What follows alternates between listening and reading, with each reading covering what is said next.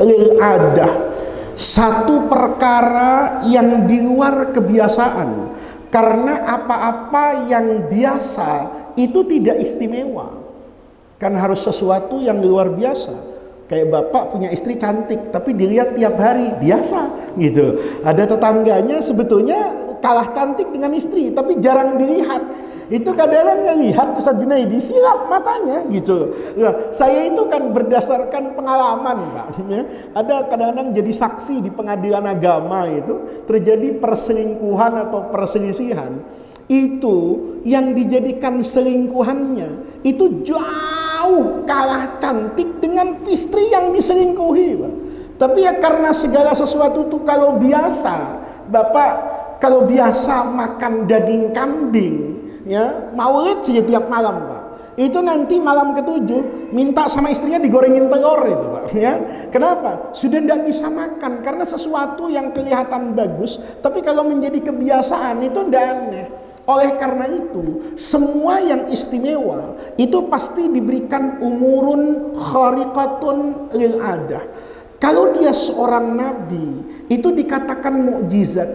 Kalau dia orang biasa, kemudian kelak menjadi nabi, maka yang luar biasa saat dia masih orang biasa, belum menjadi nabi yang luar biasa, itu Allah beri penghormatan namanya irhas. Makanya Rasulullah misalnya sebelum jadi nabi, itu ketika jalan kemana-mana, itu diikuti oleh awan. Maka pendeta Buhaira yang melihat fenomena ini, pedagangan kafilahnya, kakeknya, pamannya Rasulullah itu, Abu Thalib itu dengan Sayyidah Khadijah ketika berdagang, dia selalu lihat ada awan yang membayangi kafilah ini. Padahal kafilah ini sering dia lihat, tapi tidak pernah ada awannya. Loh, kali ini kok ada awannya? Pasti ada manusia istimewa. Ketika bertemu, ditanya, ini semua kafilah sudah berkumpul? Sudah, katanya.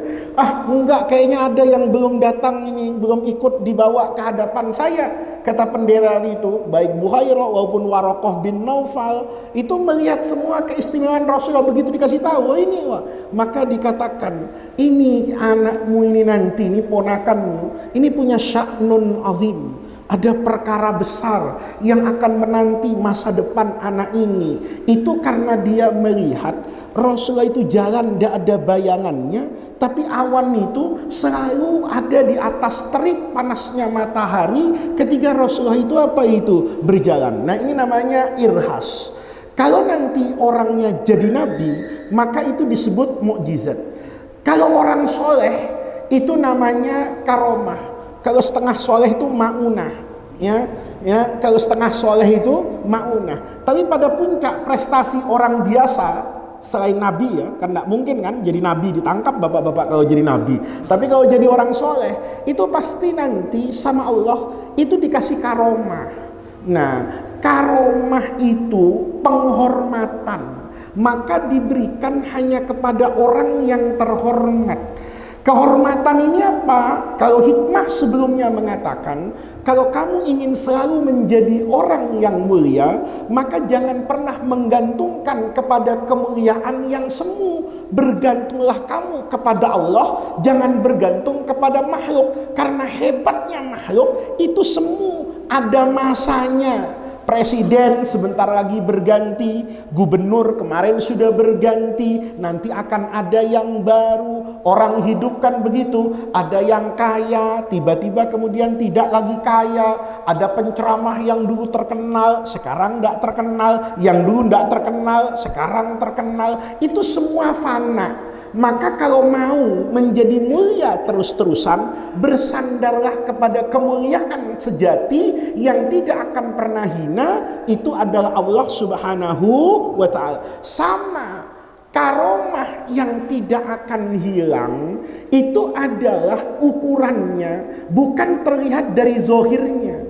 Kemarin kan ada orang bilang, saya ini bisa melipat bumi.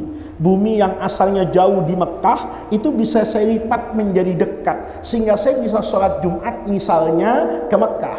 itu kemampuan dia untuk melipat tanah, kemampuan dia untuk melipat waktu, kemampuan dia untuk melipat zaman, itu sebetulnya semu, tidak ada manfaatnya. Apa manfaatnya saya sholat di Mekah? Mungkin lebih bermanfaat saya sholat di Al-Maghfirah. Saya sholat di Mekah selama-lamanya jadi makmum. Saya sholat di Al-Maghfirah mungkin bisa ngasih khutbah enggak? Oleh karena itu semu. Kalau kamu hanya ingin mencapai kehormatan dari Allah karena disebut bisa terbang, maka kamu selesai. Asal sudah bisa terbang, dipuji orang, ya sudah. Tapi kalau yang kamu cari itu adalah keridhaan Allah, melipat jarak antara kamu dengan Allah, maka ini adalah penghormatan sejati, karena kamu tidak akan sampai kepada Allah sebelum kamu akhiri hidup ini. Itulah yang disebutkan dalam Al-Quran, wa'bud rabbaka hatta ya'tiyakal yakin. Karomah yang hebat itu kalau bapak bisa mudawamah sholat 5 waktu sampai mati, itulah sejatinya karomah. Kalau bapak bisa berpuasa sampai bapak mati, itulah sejatinya karomah. Kalau tukang azan di sini mati dalam keadaan berazan, itulah sejatinya karomah. Kalau tukang bersih-bersih itu halaman masjid, ya, toiletnya masjid dengan niatan untuk kebersihan rumah Allah, menjaga dan menghormati sampai dia mati di sana, maka itu sejatinya karomah. Sementara kalau terbang, kalau ketemu dengan malaikat, itu manfaatnya apa? Mama Gufron ketemu dengan malaikat, manfaatnya apa gitu? Kalau ada manfaatnya malaikat, bayarin hutang Indonesia kan lumayan gitu kan ya, daripada ngomong-ngomong ini itu. Manfaatnya apa? Kalau bisa memanggil malaikat maut kan ada manfaatnya. Apa manfaat itu? Yang koruptor itu suruh matiin sekarang aja gitu loh. Kan itu jelas kan begitu. Tapi manfaatnya apa? Kan tidak ada, Pak. Tapi kalau kita manfaatnya menjaga sholat kita, menjaga puasa kita, menjaga makanan kita, menjaga interaksi sosial kita, maka itu sejatinya adalah karomah, penghormatan dari Allah. Dari aspek ini ke bawah, ini Ibnu Athaillah ngajarin hal yang sama. Apa kata beliau? Al-ata'u minal khalqi. Al-ata itu pemberian, minal khalqi dari makhluk, itu hirmanun, sejatinya bukan pemberian.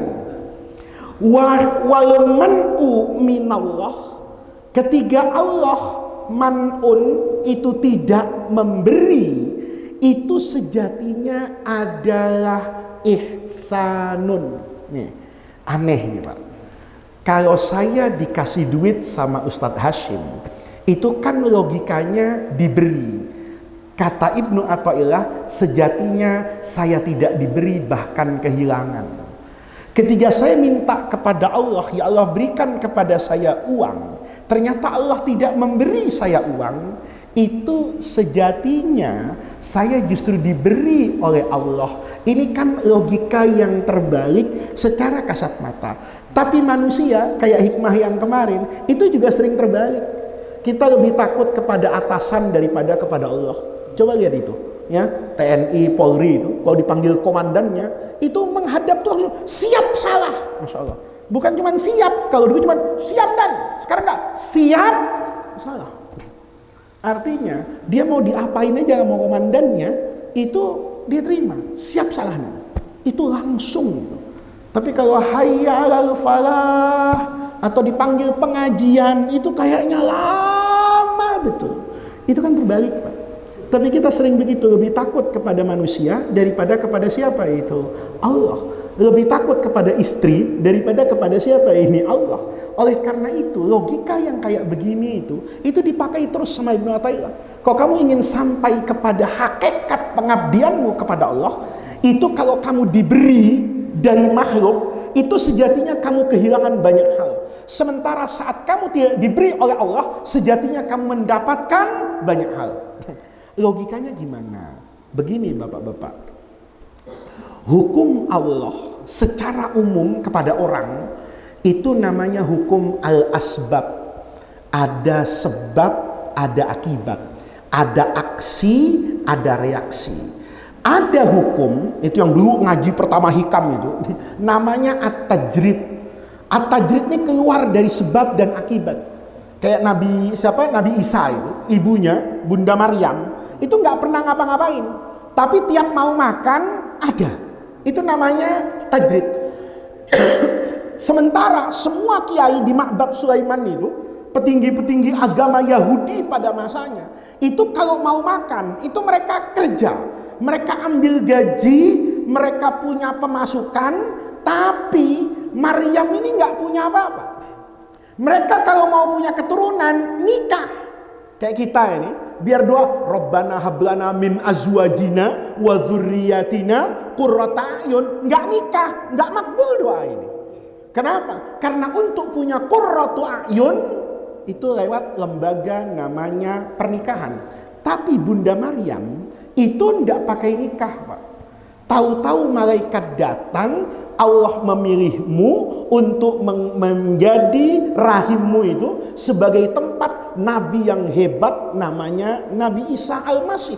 Maka jadi, nah ini ada yang tajrid, ada yang asbab. Nabi Zakaria itu nabi, Pak. Untuk makan jadi tukang kayu. Ya, jadi bapak-bapak kalau di Perumpung itu ada tukang kayu itu jangan rendah hati. Itu pekerjaan Nabi, gitu. Kalau kata bininya, bang, itu tukang kayu, iya, nerusin Nabi Zakaria, gitu, ya kan? Nabi Zakaria itu tukang kayu, itu ngejar, itu jadi tukang kayu yang terkenal, Pak. Di mana? Ya di Palestina. Semua orang tahu. Kata Nabi Zakaria, memang saya diajarin sama Allah begitu. Kalau mau makan, ya kerja.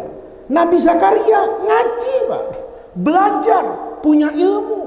Tapi ada yang kelihatannya nggak ngaji, tapi pinter. Siapa? Maryam. Maryam tuh nggak pernah ngaji, Pak. Nyapu-nyapu di sekitaran Baitul Maqdis itu. Karena sama pendeta-pendeta itu ini perempuan. Zaman dulu tuh perempuan itu, kata Yahudi, nggak boleh yang pinter. Yang pinter itu laki-laki. Perempuan itu nyapu-nyapu, masak-masak. Maka Maryam itu nyapu-nyapu, Pak. Satu ketika ngajar ini pendeta ini.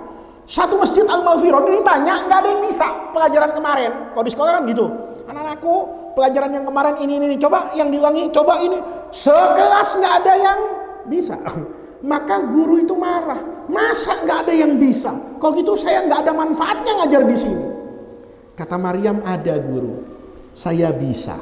Masya Allah, itu pelajaran seminggu, Pak. Dijelasin sama Maryam itu dari samping kelasnya. Kata pendeta, subhanallah, dari mana ini ilmunya? Itu namanya tajrid.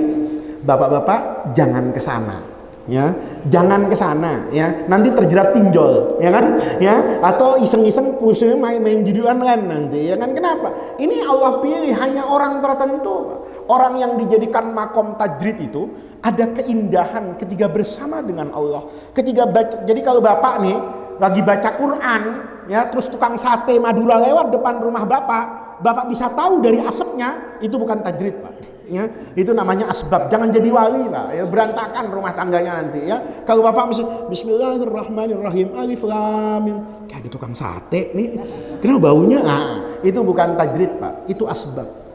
Tapi ada orang yang mencium keharuman Al-Quran yang tidak terlihat mata dan tidak bisa dirasakan oleh hidung, tapi dia lebih tajam merasa itu daripada baunya tukang sate di samping rumahnya ngipas-ngipas. Itu namanya tajrid. Nah, karena orang itu dihukumi pada makom al-asbab, maka semua orang itu sejatinya bergantung kepada Allah, tapi Allah menciptakan wasilah.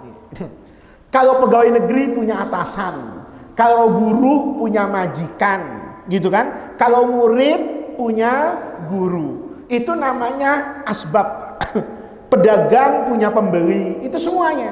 Maka kalau kita nih mengharapkan sesuatu dari manusia, yakin, Pak, ada yang hilang dari kebahagiaan kita nanti di surga. Bikin proyek di Perumpung, PUPR, ya kan? Kata menterinya, bikin jalan, nilainya 10 miliar. Kita tahu kan, apa jalannya 10 miliar? Enggak kayaknya, ya. Pasti ada yang diapakan ini, dikurangi. Orang mau jujur Pak, dibenci sekantor. Kenapa? Sekantor begitu semua. Karena ya udahlah begitu semua. Supaya dapat, dia korbankan kan ini. Apa yang dia korbankan? Agamanya. Apa yang dia korbankan? Masa depan anaknya. Dikasih makan, dikasih rezeki dari sesuatu yang apa ini? Yang haram. Sementara ketika kita dikasih oleh Allah, di situ ada tumbuh kesabaran, di situ ada tumbuh kehinaan, di situ ada tumbuh keinginan untuk terus berdoa. Maka sejatinya ketika tidak diberi, itu sebetulnya Allah memberi kepada kita sisi yang berbeda. Maka kalau ngaji burdah itu, kan saya dengar di masjid itu dibaca burdah sekarang di masjid Hayatul Islam itu kan Imam Busiri bagus banget Pak, mengatakan kam hasanat ladzatun lil mar'i qatilatan. Berapa banyak kenikmatan dunia itu hasanat, menjadikan indah lil mar'i dalam pandangan setiap orang, tanpa orang itu sadar bahwa kenikmatan itu qatilatan yang akan membunuh dia. Kenapa? Min haitsu la yadri annasumma fid dasami. Kita ini Pak, jujur ya, saya sekarang itu kalau makan sate kambing, itu saya milih, Pak ini sate kambing yang apa? Yang daging gitu. Dulu 20 tahun yang lalu yang lemak. Kenapa? Lemak itu kalau dibakar panas Pak, itu dimakan gurih. Dulu di Ampel tahun 90-an, saya masih ingat Pak, itu ada Habib dulu di depan itu, saya lupa namanya. Itu punya rumah makan Pak. Itu di Ampel mungkin tahun 90, tahun 80, tahun 90-an. Itu kalau goreng nasi nggak pakai minyak Pak, pakai gajinya kambing itu. Jadi gajinya kambing itu dijemur kering kayak anduk. Nanti kalau ada orang beli nasi goreng, digunting, dimasukkan ke penggorengan, cair kayak margarin itu, dimasukkan nasi Pak. Itu nggak pakai kambing, nasinya udah bau Pak. Saya dulu Masya Allah kalau ke Ampel itu wajib Pak ya, jadi kalau nggak makan nasi goreng itu ziarah tuh kayak kurang rukun dan syaratnya itu ya. Habis ziarah mesti ke depan itu yang dicari. Kenapa? Karena itu betul-betul ada yang lebih itu hebat lagi Pak. Habib itu di mana, di arah saya lupa, di Ampel juga tapi yang sebelah sananya itu saya lupa itu buntutnya Pak. Jadi buntutnya kambing atau buntut sapi yang lemak itu dijemur, diguntingin Pak. Itu dicampurin ke nasi Pak. Itu nasi goreng di situ lebih enak daripada nasi kebuli di Perumpung ini Pak. Kenapa? Karena sudah dimasaknya itu udah kayak begitu Pak. Ditambahin daging kambing luar biasa. Dulu makan itu kayaknya sehat. Kenapa? Ilmu kesehatan belum maju-maju banget. Rasanya tahun 80-90 itu nggak ada kolesterol, asam urat tuh nggak ada. Orang paling rematik sama darah tinggi. Sekarang penyakit tuh banyak gitu. Saya pikir-pikir ini penyebabnya. Padahal dulu enaknya luar biasa. Dulu ada Syarifah di Tebet, saya lupa namanya, tua. Itu sering ke rumah saya, istrinya Habib. Kalau sampai di rumah itu masak sate Arab. Sate Arab tuh saya pikir apa ya? Itu semua jeroan Pak. Dimasak dengan bumbu itu, sudah digoreng, dibakar, ditambah-tambah, itu dimakan Pak. Itu enaknya luar biasa Pak. Tapi sekarang rasanya saya nggak berani itu makan itu karena sudah kacau. Itu isinya semua jeroan kambing, dari babat, semua jeroan itu digunting-gunting jadi satu Pak. Ditambahin apa itu? Ditambahin kepalanya kambing itu jadi satu, jadi nggak ada dagingnya semua itu. Itu katanya, ini apa Syarifah, kata saya. Ini sate Arab kata dia. Saya masih kecil kan percaya aja sate Arab. Saya makan-makan enak juga dari sate Madura. Itu min haitsu la yadri annasumma fid dasam. Kadang-kadang yang kelihatan nikmat itu boleh jadi Pak. Kita ini kata guru saya dulu, kalau kita mau minta apa-apa, ini kata Ibnu Athaillah, itu jangan minta dulu, tapi mantesin dulu. Kita ini udah pantas nggak sih jadi kiai? Kita ini udah pantas nggak sih jadi bapak? Kita kadang-kadang kan belum pantas jadi bapak, tapi kepengen punya anak soleh, tapi bapaknya nggak soleh. Kepengen punya istri solihah, tapi kita belum jadi orang soleh, gitu. Kan sering orang seperti itu. Nah, ini Ibnu Athaillah ngingetin, kalau kita mengejar dunia sampai mengorbankan banyak hal, Banyak hal tuh di mana? Di antara yang paling berbahaya nih kalau baca di syarahnya, itu adalah tuduhan kepada Allah ketika usaha sudah maksimal tapi tidak diberi. Lihat. Kita sering begitu tuh, ya. Kalau sudah maksimal banget nggak dikasih, nggak adil Allah ini. Sudah sholat, sudah puasa, akhirnya apa? Oh, ternyata kuncinya bukan sholat, kuncinya bukan puasa, kuncinya punya orang dalam. Iya kan? Ada orang cari kerjaan, Pak. Nih saya nggak keren, saya ini lagi sakit tenggorokan saya nih. Untung COVID sudah nggak ada. Ini kalau di swab saya takutnya saya dari kemarin tuh agak flu. Jadi kalau ada orang cari kerjaan nih, Pak, karena dia tahu saya banyak relasi, itu pernah saya uji, Pak. Orang tuh mendekat ke saya 3 hari. Saya rasa nih orang ada perlunya sama saya tapi nggak berani ngomong. Lama-lama karena dia nggak berani ngomong, saya ngomong. Ada apa, Mas? Kok kayaknya ngikutin saya terus? Gus, manggil saya Gus, saya nggak ada perlu. Ya ngomong, tapi malu. Loh kenapa? Gini, saya ini punya kepentingan di PTA sana. Saya rasa Gus banyak kenalannya gitu. Saya bilang, oh iya, jangan direkturnya, kata saya. Yang punya direkturnya saya kenal. Oh seneng dia. Kalau begitu bisa Gus ya, saya minta tolong. Nggak usah saya, kamu aja langsung, katanya. Apa saya bisa diterima? Bisa. Kapan kamu mau? Mulai bingung dia. Kapan kamu mau? Katanya. Kapan kamu mau? Kau bisa ngomong, kamu bisa langsung, nggak usah pakai saya. Terus dia ngomong, kan dia nggak kenal saya. Kenal, kata saya. Mulai curiga dia, ini apa yang dia omongin. Yang paling enak, terus dia ngomong, paling enak ketemunya jam berapa, Gus? Jam 3. Jam 3 Pak, sore, kata, pagi, kata saya. Sebelum subuh. Di mana? Di mana aja kamu bisa. Dia mulai curiga. Siapa ini? Allah. Itu orang, Pak. Mulutnya keluar. Jangan bercanda dong. Lihat. Lihat. Padahal saya ngomongnya bener nggak? Allah. Allah. Ini ngomongnya gitu. Jangan bercanda, Gus, ini serius. Kalau saya bilang Jenderal A, Jenderal B, dia pasti menuduh saya serius. Tapi begitu dibilang Allah, bercanda.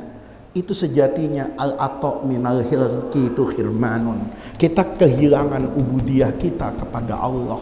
Tuh. Ini sindiran bukan buat Bapak, buat saya juga gitu. Buat saya juga.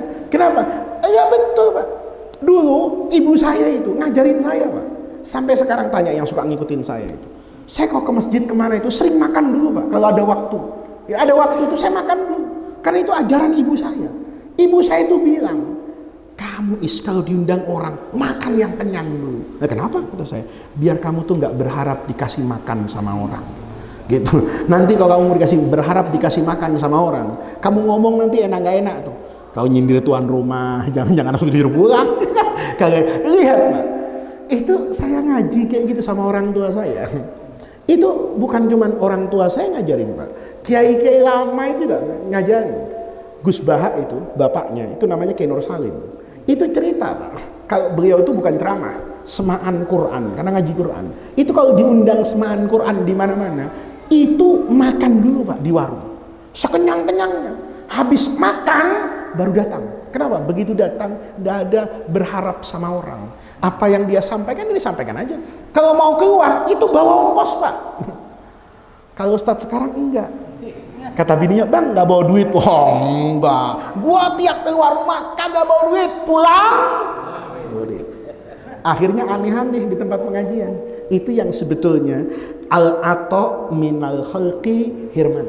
Tapi sebaliknya, kata di sini walaman minallahi atau ihsan, tidak diberi sama Allah, itu kadang-kadang di situ ada pemberian yang luar biasa. Kan kita menyadari itu, Pak. Kadang-kadang karena sekali nggak diberi, doanya tak lagi. Karena besoknya nggak diberi, tahajud lagi. Karena nggak, kalau begitu terus kita ngelihat, saya nih nggak dikasih duit sama Allah, tapi dikasih tahajud. Kalau nanti sudah sampai pada puncak kehidupan, maka kita katakan, tahu begini ya Allah, mendingan uang saya tukarkan dengan tahajud. Tapi kita sulit Pak untuk merasakan itu. Kenapa? Karena kita belum tawajuh kepada Allah. Ini bedanya ngaji di Hayatul Islam sama ngaji di Al-Maghfirah itu beda Pak. Di Hayatul Islam itu agak gampang. Mau ikut mazhab Imam Abu Hanifah, Imam Syafi'i itu saya buka semua. Tapi di sini Pak, nggak ada mazhab sebetulnya. Di sini ini yang ada hati kita, bukan kata orang, hati kita. Hikam ini cuma ngajarin begini aja. Bapak nggak ada. Itu menurut mazhab Syafi'i gimana? Menurut nggak ada Pak. Kalau hadis tadi jelas Imam Abu Hanifah itu nikungnya 100% Pak. Hadis ini bilang jangan, Imam Abu Hanifah bilang boleh. Tapi ini enggak. Ini ngaji berat Pak. Kenapa? Ini soal tawajuh kepada Allah, sikap kita kepada Allah. Maka dulu kan ada cerita itu banyak sekali Pak. Banyak sekali cerita itu. Ada seorang ibu dengan anaknya masuk ke satu toko, kemudian ngelihat orang kaya ngambil semuanya. Anak tadi bilang sama ibunya, Bu, kenapa ya Allah menjadikan kita itu miskin, nggak bisa beli apa-apa? Logikanya miskin itu kan menyakitkan Pak. Menyakitkan ya. Kalau udah mau lebaran itu miskin itu menyakitkan Pak. Rumah orang lain dicat, toples diisi, baju setrika semua, ya kan, berseri-seri. Ini nggak ada apa-apa. Rasanya tuh menyakitkan. Anak tadi kan melihat, Bu, kenapa Allah jadikan kita itu miskin? Tapi jawaban ibu ini, itu jawaban yang sederhana. Tapi sejatinya kita selalu alpa dari pandangan itu. Kata ibu tadi, nak, hidup kita nanti di hadapan Allah itu seperti orang yang masuk ke supermarket. Dia berhak mengambil apapun yang ada. Dia punya uang yang banyak, dia akan mengambil roti 10, dia ambil beras, dia ambil apa saja, bergerobak-gerobak. Kalau dia punya uang, dia bisa ambil. Tapi nanti diperiksa di depan tuh di kasir. Sebanyak itu yang kamu ambil, maka sebanyak itu yang harus kamu pertanggungjawabkan dengan bayaran. Kelak di akhirat, semua orang juga ditanya, ngambil apa kamu di dunia? Saya berat banget ngambil mic, Masya Allah, mic Faiz, iya, semua orang kamu nasihati. Lalu kapan kamu nasihati dirimu sendiri? Semua orang kamu suruh. Lalu kapan kamu nyuruh dirimu sendiri? Kan ditanya Pak, mic ini enteng di sini, di akhirat, oh berat, ya kan? Pak Hasim ngambil apa? Masjid. Jadi ketua dulu kan, ngambil itu ada tanggung jawabnya Pak Hasim. Sekalipun sekarang diteruskan Pak Soleh, ini ditanya satu-satu. Semua Pak, lurah, Pak Prabowo, apa yang kamu ambil? Wah, Menteri Pertahanan. Apa yang kamu ambil sekarang? Presiden. Semua ditanya. Anies, apa yang kamu dapatkan di ini? Oh, saya ngambil jabatan gubernur. Mau lagi, malah sebentar lagi. Oh, ditanya Pak. Bapak, kalau nggak jadi apa-apa, apa yang mau ditanya? Nggak ngambil.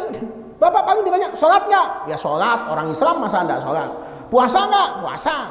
Udah itu doang. Zakat, mustahik. Zakat, ya paling depan saya.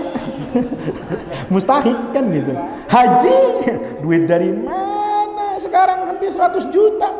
Antrian sekian puluh tahun. Mau cepet pakai furoda, 500 miliar. Duit dari mana? Nggak ada Pak, ditanya-tanya.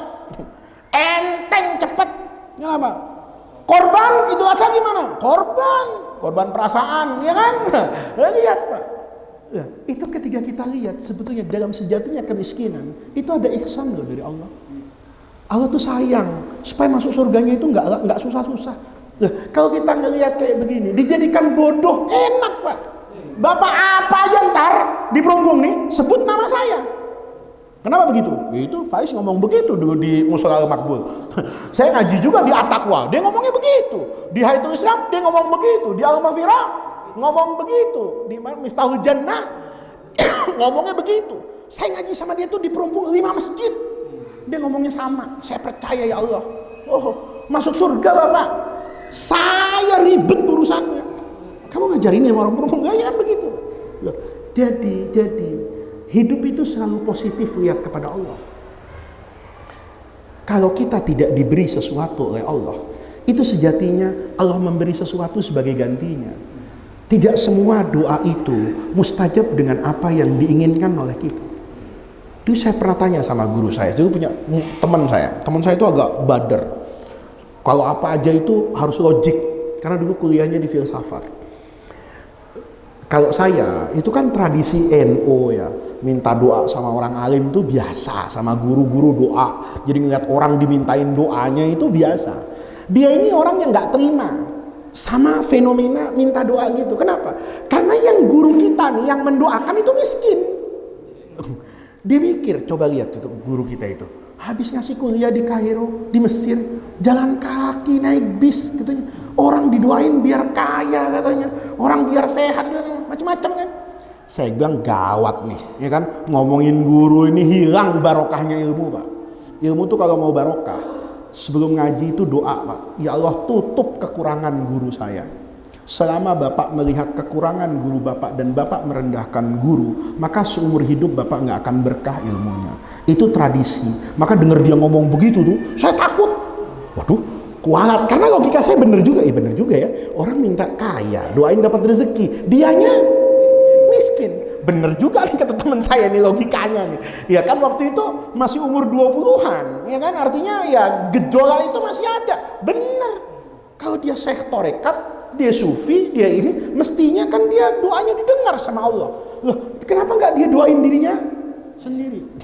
Saya kan takut ini, Pak, ngomong sama guru saya. Saya seret dia, ikut ke guru ngomong katanya. Ngomong apa? Udah. Dia nggak tahu kalau dia nggak usah omongin. Guru katanya, teman saya bilang gini, guru. Kenapa kamu mendoakan orang lain sementara hidupmu itu susah, miskin? Guru saya itu senyum.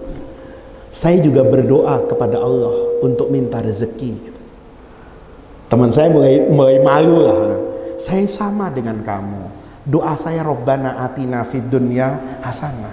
Saya Allahumma ftah min abwabi Allahumma ftah min abwabikal khair kulli. Semua kebaikan itu saya minta sama Allah. Tapi nak, rezeki itu juga bukan cuma uang. Rezeki itu bukan cuma rumah. Hilangnya rasa tamak dari dalam hati, hilangnya keinginan dari dalam hati, hilangnya pertanyaan mengapa dan kenapa kepada apa yang terjadi di dunia ini. Mengapa kok dia yang kaya, mengapa bukan saya? Allah hilangkan dari hati saya. Itu rezeki.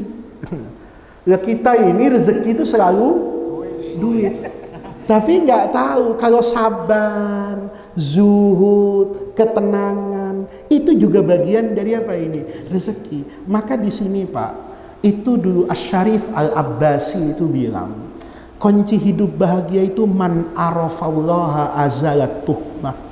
Orang tuh kalau nanti mengerti tentang apa yang Allah skenario kan buat dia, itu azalat tuhmata. Pasti, Pak, akan menghilangkan at-tuhmah, semua tuduhan. Waqala, dia pasti akan menyatakan dalam hidupnya kullu fi'lihi, semua yang Allah tentukan buat kita itu bil hikmah, ada hikmahnya. Coba lihat ya, ini nanti kalau videonya nih bisa dipotong di bagian ini, Pak. Ada menteri hari ini yang dulu ketika jadi gubernur itu prestasinya luar biasa, tapi karirnya sebagai menteri itu berujung di KPK. Seandainya dulu berhenti hanya pada gubernur, maka dia akan menjadi tinta emas di provinsinya sebagai gubernur yang sukses. Tapi dia masuk yang lebih tinggi, dinyatakan sebagai prestasi. Dia tidak pernah tahu bahwa itu adalah jurang yang akan menghancurkan dia. Tuh. Jadi caleg-caleg yang nggak kepilih itu juga tenang aja gitu. Jangan-jangan kalau kepilih masuk DPR nggak kuat gitu. Saya juga begitu, Pak. Kalau dengar orang karomah begini-begini, saya juga takut, Pak. Wah, kalau saya bisa terbang, Masya Allah, kira-kira kayak apa rusaknya saya? Kalau Imam Syafi'i bisa terbang, ngajar. Saya bisa terbang, mau di rumah janda tiap malam saya terbang ke sana, terbang ke sana. Nggak, siapa yang tahu, Pak? Lah memangnya saya ini menjamin diri saya soleh. Saya soleh itu karena begini, karena dilihat bapak. Bapak itu yang jaga saya. Seandainya nggak ada bapak-bapak tuh nggak kenal sama saya. Rasanya saya di perumpung tenang-tenang aja. Sekarang gara-gara ada YouTube, ada TikTok, saya jadi takut kemana-mana Ustaz Junaidi. Ada orang salaman sama saya, Pak, alhamdulillah saya ngaji sama Bapak. Oh, di mana kata saya? Di YouTube. Oh, ngaji di TV, ngaji di TikTok. Saya ngikutin TikTok Bapak. Muka saya itu kenal. Di bandara kenal, kuli di kereta api itu. Ya, dia datang nggak nyapa saya, Pak, ngangkatin tas saya. Padahal tas itu cuma tas tangan, dibawain, digambir itu. Saya mau naik kereta di atas. Begitu sampai, saya kasih uang. Jangan Ustaz, saya minta barokahnya. Bapak siapa kata saya? Muridnya Pak. Murid di mana? Di TikTok. Kata saya. Semenjak itu, saya bersyukur pas naik kereta itu saya sarungan, Pak. Makanya saya sekarang udah gak punya celana. Kemana-mana sarungan karena orang kenal saya. Kalau terus saya astagfirullahalazim kata saya. Kalau saya pakai celana pendek yang sedengkul, pakai kaos, lagi makan es krim jalan-jalan, innalillahi. Di situ saya tahu, iya ya, murid itu yang sejatinya menjaga guru. Maka jadi guru itu jangan sombong. Karena Anda tuh belum tentu soleh loh. Yang membuat guru soleh itu karena murid. Seandainya murid ini nggak ada yang kenal sama saya, masya Allah, seenak-enaknya saya 10 tahunnya ya, kalau di Perumpung oke lah. Dulu ada mobil Innova SKV hitam yang bawa almarhum Haji Nasir, orang sini tahu semua, pasti ada saya di sini. Itu namanya apa? Man arafallaha azalat tuhmata wa qala kullu fi'lihi bil hikmah. Orang tuh ketika dikenal orang itu ada hikmahnya. Hikmahnya tuh nggak sembarangan sama orang.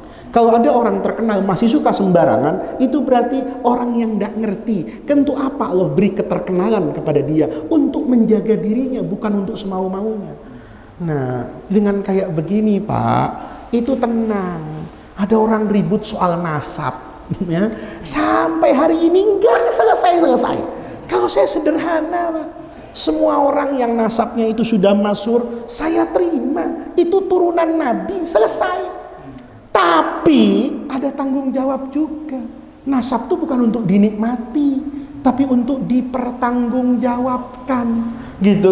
Jadi kalau ada Habib Ba'alawi, itu saya yakin ada darahnya Nabi.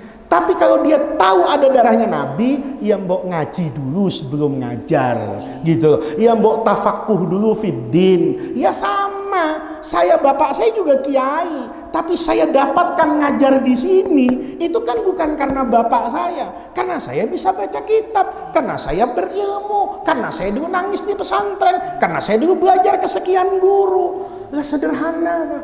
Tapi kalau kita diberi nasab oleh Allah, kemudian gak dijaga, ngomong semau-maunya, berakhlak semau-maunya, kemudian hanya cerita tentang itu saja, ya itu boleh jadi itu adalah khirman. Kemudian yang timbul kesombongan, di dalam diri saya ada darah Nabi Muhammad, maka walaupun saya bodoh itu lebih afdal dari 70 orang alim. Lah itu kan sampah, gitu loh. Lah itu kan kata-kata dari mana? Wong Qur'annya jelas, yarfa'illahu alladzina amanu minkum walladzina utul ilma darajat. Yang maksum itu Rasulullah, turunannya tidak. Lau anna Fatimata binta Muhammadin saraqat laqata'tu yadaha. Itu Rasulullah yang ngomong. Ali Zainal Abidin rasanya dulu kita di masjid ini sering betul cerita tentang Imam Ali Zainal Abidin. Itu kan ya Allah, disebut Zainal Abidin itu kan melakop karena indahnya akhlaknya. Lihat, Imam Ali Zainal Abidin itu kepada dinasti Umayyah berkuasa, itu dimaki-maki. Di masjid itu ada khotib cari muka sama penguasa, mencela Ali Zainal Abidin, disebut namanya. Begitu keluar, dia santrinya itu mau marah, ini nggak sopan sama guru saya Mahlan, biarin aja. Begitu ketemu di depannya, khotibnya itu ketemu di jalan, Ana Ali Zainal Abidin, tahu tuan kiai katanya yang khutbah ini, apa yang kamu sebutkan itu masih sedikit. Aib saya yang tidak ditunjukkan oleh Allah kepadamu itu jauh lebih banyak.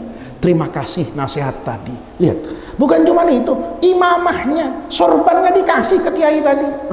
Apa kata kiai? Asyhadu annaka sibtu Rasulullah. Saya yakin kok kamu itu cucunya Rasulullah. Kenapa? Akhlak. Gitu loh. Nah, kalau akhlaknya nggak ada, orang kan jadi nggak yakin juga gitu. Sederhana kok Pak. Kalau persoalan kayak gini nih, bapak nih tahu saya anaknya Ki Syukron Makmun, terus tiba-tiba rambut saya warnain orang merah, kuning, hijau, saya sasak tinggi gitu ya, terus pakai kaos, pakai celana pendek. Sutoyo yakin kalau ini Faiz. Bapaknya Kiai Syukron Makmun. Kan tidak membatalkan nasab saya. Tapi dia pasti istighfar. Masa anak kiai kayak begini? Loh, yang tidak menjaga itu dosa sama Rasulullah. Kenapa? Tidak menjaga nama Nabi. Loh, kalau saya baik-baik kayak gini, kan saya dapat pahala buat orang tua saya. Bapak pasti ngomong, iya ya, bapaknya guru, anaknya jadi guru. Kan banyak juga guru, anak orang lain dibuat soleh, anaknya sendiri tidak dibuat soleh. Berapa banyak orang, ya, anak orang lain dididik, tapi anaknya tidak terdidik. Begitu saya seperti ini, bayangan bapak saya kan hadir di sini. Tapi kalau saya nggak bener, kan bayangan buruk bapak saya nggak akan datang di sini. Sederhana, Pak.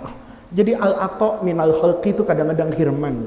Kalau nasab itu hanya contoh dibangga-banggakan secara berlebihan, dipuji-puji minal khalqi, itu jangan-jangan hirman. Sementara orang yang tidak bernasab, tidak diberi nasab oleh Allah, tapi sama Allah diberi ilmu, diberi ini. Bapak lihat ulama, lihat Imam Hasan al-Basri, itu Sayyidut Tabi'in di Irak, ada nasabnya, anaknya budak. Muhammad bin Sirin, itu anaknya siapa? Budak. Budak bapak-bapaknya dulu itu dimerdekakan. Mereka tidak bernasab, tapi membentuk nasab baru.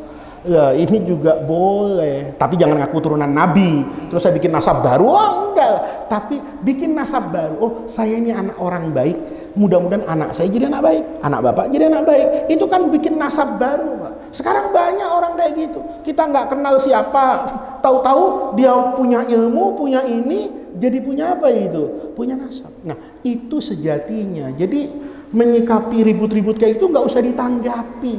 Semakin ditanggapi, ya semakin banyak yang keluar, yang baru-baru. Ada bahasa semut, ada bahasa apa, macam-macam keluar. Kenapa? Karena kita nanggapin. Padahal di masyarakat kan nggak ada apa-apa, nggak usah ditanggapi. Kita yakin mereka punya catatan. Guru-guru saya di Mesir juga mengakui Sadah Bani Alawi itu adalah zuriyah Nabi. Selesai. Saya hormati sebagai keturunan Nabi. Timbal baliknya, yang punya nasab itu jangan kufur nikmat gitu loh. Yang punya nasab itu menghargai. Dulu begitu. Habaib cium tangan kiai itu saya lihat di rumah Pak Idam. Pak Idam cium tangan habaib itu juga saya lihat di rumahnya. Nah, sekarang itu kadang-kadang yang buat rusak itu kalau sudah kepentingan duniawi, merasa hebat, merasa mulia, itu bukan cuma habaib, Gus juga begitu. Ya, Habib palsu ada, Gus palsu juga mungkin ada, kiai palsu juga mungkin ada. Buktinya ada filmnya, ya kan? Kan ada tuh film kiai palsu kan? Ya kan ada orang yang di Mekah berapa tahun itu disangkanya di Mekah ngapain, tahu-tahu di sana ngapain, begitu pulang disuruh jadi khutbah, kabur kemana-mana, ya karena kayak gitu.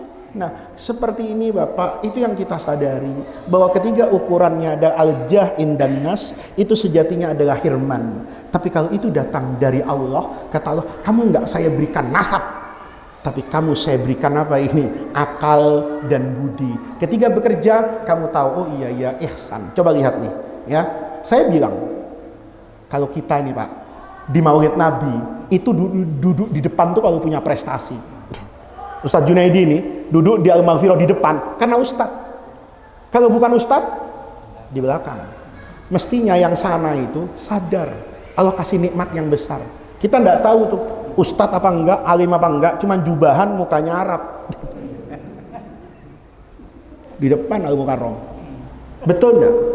Sementara kita nih yang peci hitam, enggak akan di depan ini, kecuali masyarakat merasakan prestasinya. Loh, di situ tuh namanya ada nikmat. Ada nikmat yang Allah berikan masing-masing. Nikmat yang satu, itu nikmat membawa darah Rasulullah. Tapi ada tanggung jawabnya. Nikmat yang model saya, ada kenikmatan yang tidak dimiliki mereka. Bahwa saya duduk di depan sini itu karena prestasi. Saya duduk di depan sini karena dulu saya duduk di belakang sana. Saya duduk di sini karena dulu saya pernah duduk di kaki orang, pegang kitab malam-malam ngantuk. Karena dulu saya pernah nangis ketika cari ilmu. Maka di situ ada yang Allah berikan kepada kita. Itu kenikmatan yang dirasakan oleh kita. Nah, boleh jadi kenikmatan tidak dirasakan oleh orang yang begitu, tapi dia punya kenikmatan yang lain. Kalau dia menjaga akhlak dia, menjaga perilaku dia, dibarengi dengan ilmu, Masya Allah. Cium tangannya 2 kali Pak. Satu cium tangan karena zuriyahnya Rasulullah, satu cium tangan karena ilmunya. Selesai. Tapi kalau yang dicari itu cuma masalah duniawi, ya polemik nasab ini sampai kiamat kurang sehari tidak selesai. Ya, nanti ada gufron, nanti ada bahasa burung, ada bahasa apa, tidak selesai. Padahal Pak, ya ini kunci hidup tuh sederhana Pak, sederhana kok. Saya tuh suka nonton bola Pak, suka nonton bola saya. Kalau bola Eropa kayak kemarin, saya nonton Pak. Kalaupun nggak nonton langsung, nonton ulangannya di YouTube. Saya suka sama adik saya, sama istri saya, itu jago-jagoin klub. Yang saya jagoin itu pasti yang isinya orang hebat Pak. Ya mohon maaf, kesebelasan Spanyol berhadapan dengan PSSI. Jangan tanyakan merah putih saya Pak. Jangan tanyakan Pancasila saya. Tapi ini persoalannya bukan persoalan Pancasila ini. Ini persoalannya nendang bola ini. Maka saya akan dukung ini yang menang. Bukan karena justru saya dukung ini karena kecintaan saya kepada bangsa ini. Supaya tahu kita ini 200 juta lebih, itu 280 juta. Itu nyari orang 11 belum pernah bener Pak. Gitu. Susah bener. Itu orang negerinya cuma 20 juta. Tapi nyari 11 menangan terus di dunia. Bener enggak? Ini bukan soal cinta, tapi kita, oh iya, yang inilah kita dukung. Kenapa? Wah pelatihnya sih ini, penyerangnya ini, hebat. Bapak kan tinggal begitu. Yang percaya sama habaib itu kiai-kiai besar, pesantren-pesantren besar, NU yang besar-besar, itu ngaku ya ada Habib. Yang tidak terkenal, yang muncul tiba-tiba, ini kan Bapak tinggal milih tuh. Ya kan? Ada dokter puskesmas spesialis jantung, Bapak pilih kemana? Gitu, sederhana kok. Ini rumah sakitnya sudah jelas, bertahun-tahun punya rekam jejak misalnya, sederhana Pak. Jadi nggak usah ribut lagi. Tapi kalau yang dicari dunia, hebat-hebatan, ya sampai kiamat kurang sehari, ini nggak selesai. Maka ini yang bisa kita bahas pada malam hari ini, kebersihan hati. Selalu melihat apa yang diberikan oleh Allah itu pasti mengandung hikmah dan positif. Kejadian apapun di dunia ini, itu selalu mendatangkan hikmah buat siapapun yang mau belajar. Mudah-mudahan Allah jadikan jam'ana hadza jam'an marhuma wa tafarruqana min ba'dihi tafarruqan ma'suma. Mudah-mudahan hadirnya kita di majlis yang baik ini menjadi tawassul dan wasilah kita untuk mendapatkan khairat dunya wal akhirah. Rabbana atina min ladunka rahmah wa hayyi lana min amrina rasyada. Allahumma la tahrimna khaira ma indaka li syarri ma indana. Kurang lebihnya saya mohon maaf. Wallahu muwaffiq ila aqwamit thariq. Wassalamu alaikum warahmatullahi wabarakatuh.